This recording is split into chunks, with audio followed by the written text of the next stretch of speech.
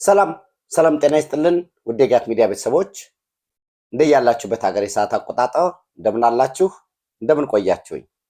ዕለተ ሮብ ሰኔ 11 2017 ዓ.ም በኢትዮጵያ ዘመን አቆጣጠር ጁን 18 2025 በጎርጎሳውያን የዘመን አቆጣጠር የጋት ውሎ አጫጭር መረጃዎችን ከዚህ እንደሚከተለው ወደ እናንተ ማድረስ ጀምራለሁ። ላይክ፣ ሼር፣ ሰብስክራይብ በማድረግ ሀሳብ አስተያየታችሁን በመግለጽ እንዲሁም ጋት ሚዲያን በሱፐር ታንክስ በመደገፍ አጋርነታችሁን ግለጹ። ባለኝ አጭር መረጃ በአሜሪካ የኢትዮጵያ ኤምባሲ በማህበራዊ ትስስር ገጹ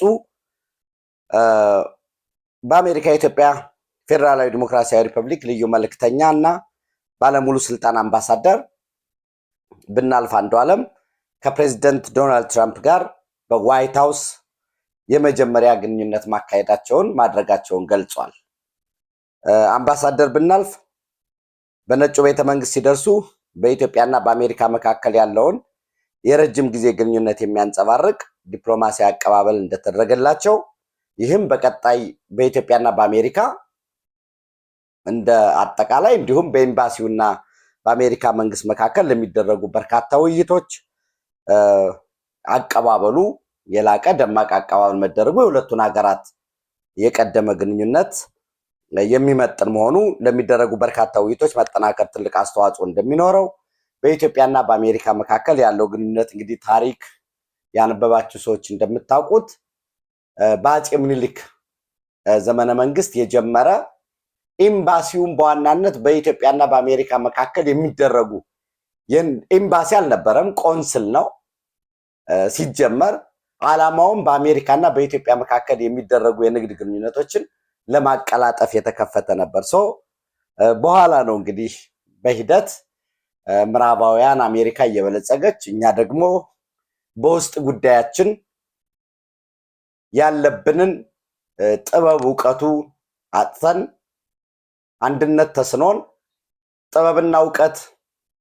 የጥበብና እውቀት ውጤት የሆነውን ወደፊት አሻግሮ ማየት እነዚህን ሶስቱን በዋናነት ጥበብ፣ እውቀት፣ አንድነት ከራስ በላይ ለሀገር ለመጪው ትውልድ ይህንን ተጨንቆ አስቦ መንቀሳቀስ እየቻል ያው እንደምታውቁት እንግዲህ ለባለፉት ኦልሞስት ለአንድ ክፍለ ዘመን ታሪካችን በሙሉ የእርስ በርስ ጦርነት፣ ታሪካችን በሙሉ አሸናፊ ተሸናፊ የሆነበት ሁኔታ ነው ያለ። ኤኒዌይስ በዛ ዘመን ከኢትዮጵያና አሜሪካ መካከል ግንኙነት ለማቀላጠፍ የተከፈተ ቆንስላ ነው የነበረው። ከ120 ዓመት በላይ የዘለቀ ነው።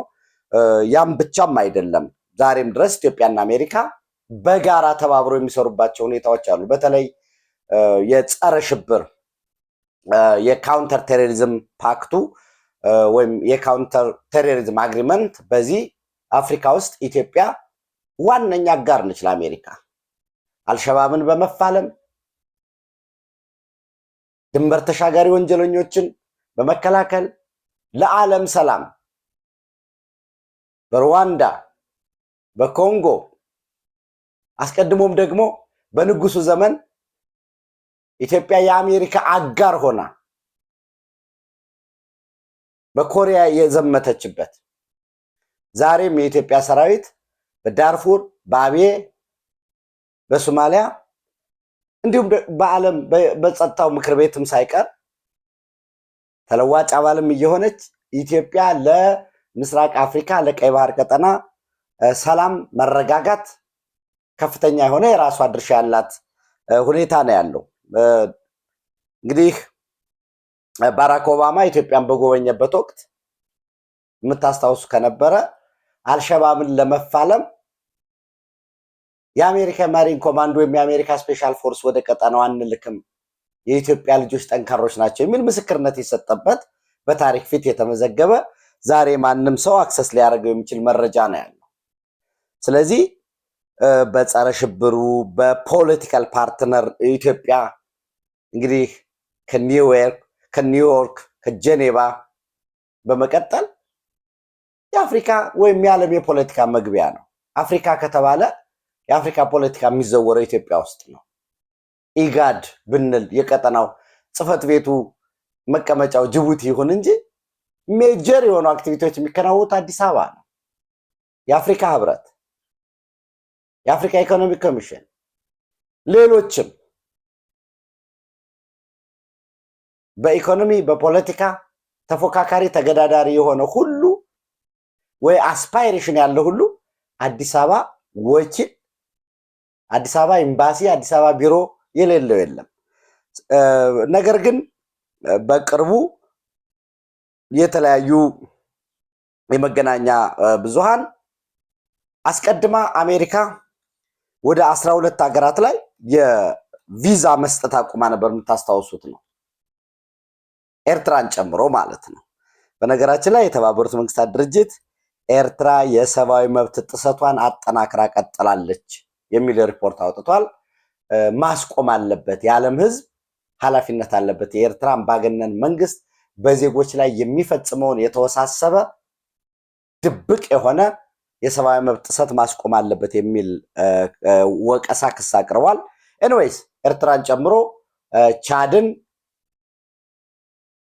ሶማሊያን ያካተተ ቪዛ እንዳይሰጥ በልዩ ሁኔታ ካልሆነ በቃ የሚል ክልከላ አቅርቦ ነበር። በዛ ያልተገደበው ወደ 36 ሀገራት ተጨማሪ እንደሚያካትት፣ በዛ በ36 ሀገራት ይካተታሉ ከተባሉት ደግሞ ግብፅ፣ እንግዲህ እንደምታውቁት ግብፅ ዋነኛ የአሜሪካ የሴኪሪቲ ፈንድ ተቀባይ ሀገር ነው። በአመት እስከ 1.5 ቢሊዮን ዶላር በቀጥታ በካሽ፣ ይሄ በስልጠና በምናም የሚደረግ አይደለም፣ በቀጥታ በበጀት ውስጥ ልክ የአሜሪካ ሚሊተሪ የደሞዝ በጀት በሚያቀድበት ጊዜ ከአሜሪካ የሚገኝ እርዳታ ብሎ የሚጽፍበት ሁኔታ ነው ያለው። ዞሮ ዞሮ አንቲጓ፣ ባርቡዳ፣ ዶሚኒካ፣ ሳንት ኪትስ፣ ኔቪስ፣ ሳንት ሉሲያ እነዚህን ከዛም ባለፈ ቡተን፣ ሲሪያ፣ ቶንጋ፣ ቫኑዋቱ፣ ግብፅ፣ ኢትዮጵያ፣ ጅቡቲ፣ ናይጄሪያ እነዚህ የቪዛ ክልከላ ይደረግባቸዋል ተብለው የተለዩ ናቸው። የሚነሳው ከኢትዮጵያም በኩል ያው ግልጽ መሆን ስላለብኝ ያለኝን መረጃ ለእናንተ ለማካፈል፣ አንደኛ ስደተኞችን ኢትዮጵያ ህገወጥ ስደተኛ ተብለው የተለዩ የአሜሪካ መንግስት በተለይ ዶናልድ ትራምፕ አስተዳደር የለያቸውን ለመቀበል ፍላጎት አላሳየችም የሚል ነው አንድ። ሁለተኛ በሲታይ በሬት ለትምህርት ብለው ኤጁኬሽን ቪዛ አግኝተው፣ ለጉብኝት ብለው ቱሪስት ቪዛ አግኝተው፣ ለሕክምና በሚል የተለያየ ቪዛ ከተመታላቸው በኋላ የሚመለሱት ኢትዮጵያውያን ቁጥር አናሳ ነው የሚል ሪፖርት የሚል ወቀሳ፣ ትችት ይሰነዝራል የአሜሪካ መንግስት በኢትዮጵያ ላይ። ግልጽ ነው።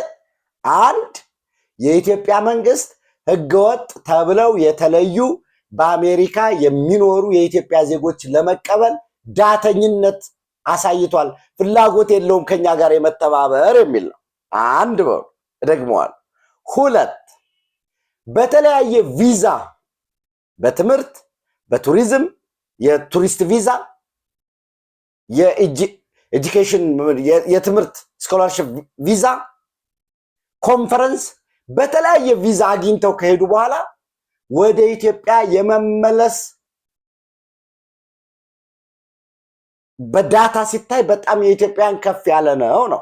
ሁለት ሶስተኛ አሁን በጣም የሚገርመው ሶስተኛ ሰልፍ ተቃውሞ እያደረጉ ከፍተኛ የሆነ ኖይዝ ይፈጥራሉ። እንግዲህ በሌላው ዓለም እንደምታውቁት ለምሳሌ እስራኤል የእስራኤል ሎቢስቶች የሁሉም ሀገር የቻይናን በሉት የህንድን በሉት አሜሪካ ላይ ጥቅማቸው የሳውዝ አፍሪካ ብሔራዊ ጥቅማቸው በንግድ በፖለቲካ በተለያየ መንገድ እንዲከበር ይሰራሉ። ግን ሰልፍ እየወጡ አይደለም። እሁድ ወይ ቅዳሜ ቀን እየተገናኘ እየጮኸ ባነር ተሸክሞ እየተሰለፉ አይደለም። ሎቢስቶች ቀጥረው ማህበሮች አላቸው። ለምሳሌ አይፓክ አለው እስራኤል። ህንዶች እንደዛ አላቸው። ጠንካራ ማህበራት፣ ጠንካራ ኢንስቲትዩሽኖች አሏቸው። በነዛ ኢንስቲትዩሽኖች አማካኝነት ሎቢ ያደርጋሉ፣ ፈርሞች ይቀጥራሉ።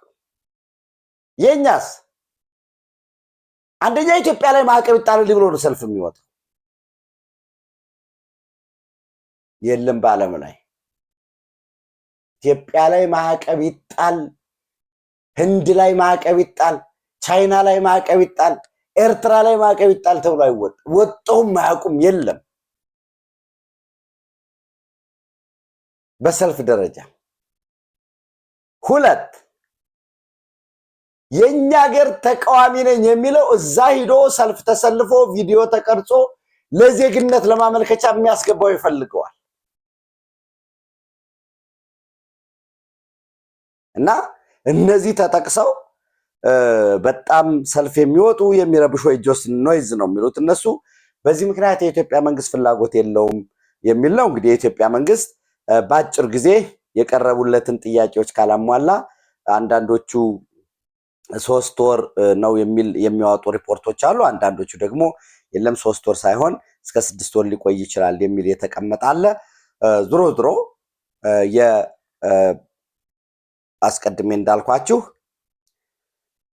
የአምባሳደርና የልዩ መልእክተኛውና የአምባሳደር ብናልፍ አንዱዓለም በአሜሪካ የኢትዮጵያ ባለሙሉ ስልጣን አምባሳደርና ልዩ መልእክተኛ ከዶናልድ ትራምፕ እንዲሁም ከሌሎች የሚመለከታቸው የአሜሪካ ባለስልጣኖች ጋር ያደረጉት ውይይት በኢትዮጵያና በአሜሪካ መካከል መቀራረብን የሚፈጥር ይሆናል ማለት ነው። ሌላው ምናልባት ኦፍኮርስ በጋት ሚዲያ በተደጋጋሚ ስናቀርበው የነበረ ነው።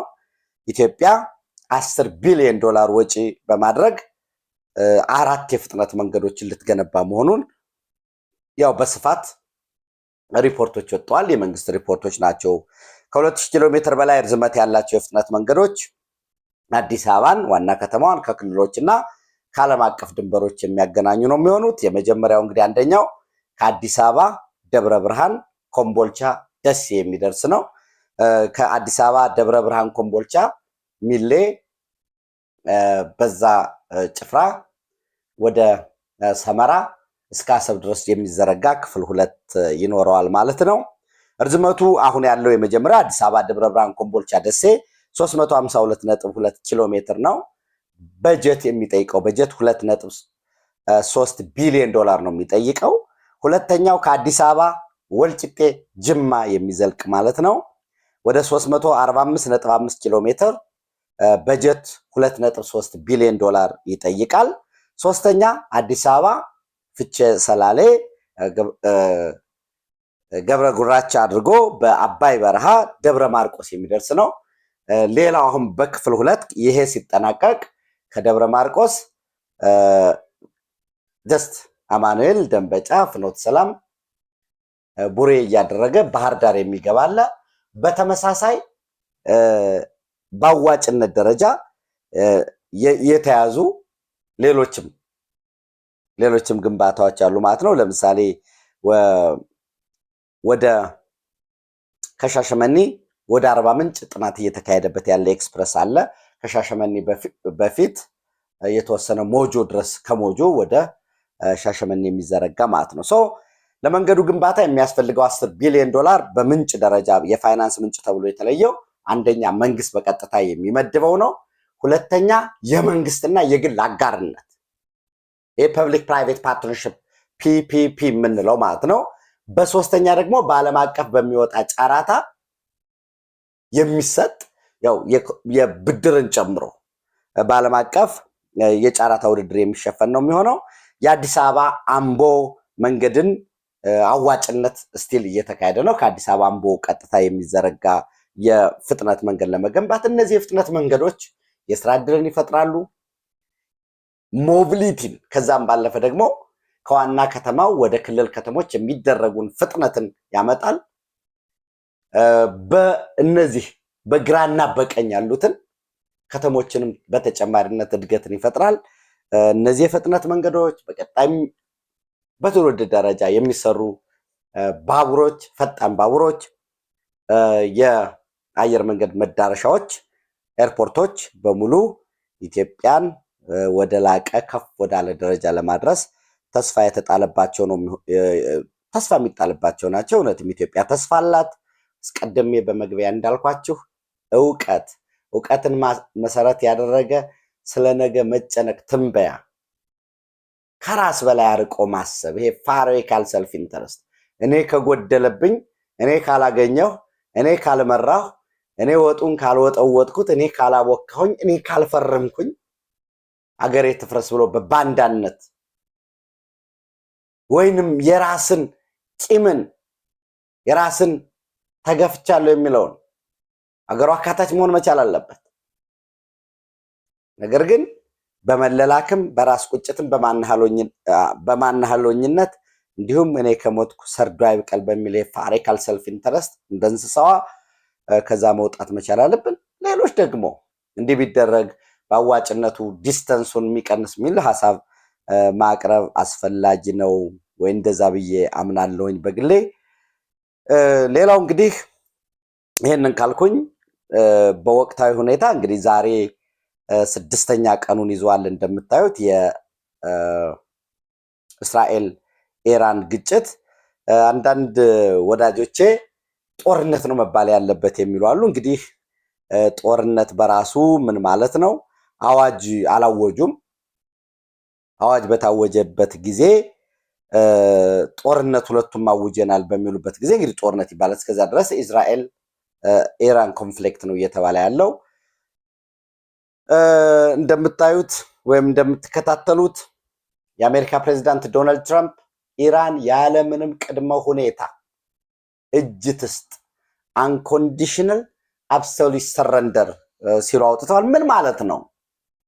እጅ ስጡ ማለት ለኢራን አንድ የሚገባኝ አንድ የኒውክሌር ቦምብ መቼም የትም እስከ ምጽአት ቀን አንታጠቅም ብላችሁ ፈርሙ ነው። የኒውክሌር ቦምብ አንታጠቅም በሉ ነው። ሁለት የኒውክሌር ቦምብ ለሲቪል አገልግሎት፣ ለሕክምና፣ ኢነርጂ ለማመንጨት፣ ኃይል ለማመንጨት፣ ለመሰረተ ልማት ግንባታ፣ ለምርምር ልትጠቀሙ ትችላላችሁ። ነገር ግን ለሲቪል አገልግሎት የሚውል ዩራኒየሙ ሲበለጽግ ደረጃ አለው። ከበለጸገበት ከዛ ከተፈቀደው ደረጃ የበለጠ የፎርዶ የሚባለው እንግዲህ ለምሳሌ ዩራኒየም ፕላንቱ የሪአክሽነሩ ያለበት ከሲቪል አገልግሎት በላይ የሆነ መጠን አበልጽጓል ነው።